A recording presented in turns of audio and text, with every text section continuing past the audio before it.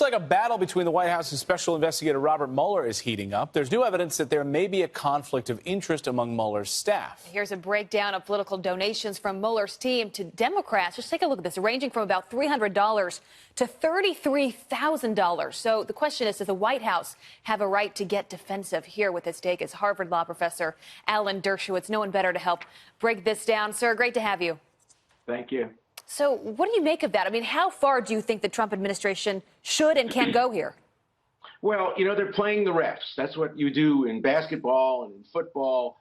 You attack the referee in some way, and you hope that it will impact their behavior. If you say that the special counsel's lawyers are going to be biased, then maybe they'll have to lean over backwards to show they're not biased. Look, Bill Clinton did the same thing when Ken Starr was appointed. Right. They did very aggressive investigations of Ken Starr and his assistants to show how much they had given to Republican causes, how active they were among Republicans. Did it have an impact? I don't know, but lawyers do that all the time.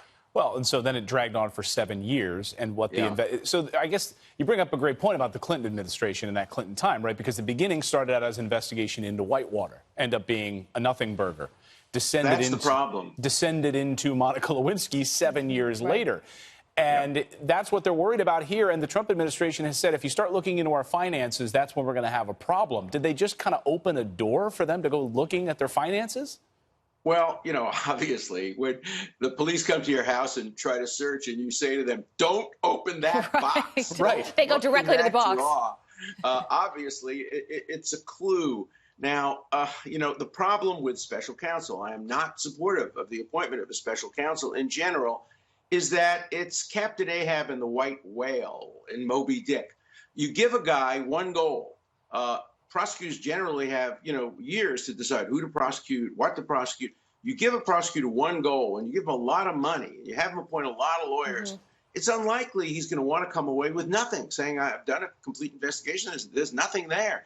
They're determined to get that white whale. And no matter what crime they find, if they don't find the original crime, they'll try to find another crime. They're going to try to find a link to crimes. Now, it's legitimate to look to see if there are major debts owed to Russian oligarchs. That's a legitimate inquiry, but a general search into his financial records to look for a crime is not right. It's the old Lavrenti Beria, Joseph Stalin, where Lavrenti Beria, the head of the KGB, says to Stalin, show me the man and I'll find you the crime. We don't want America ever to become a country where prosecutors are determined to find something on somebody and they will search every possible area until they come up with some crime against that person or people close to him.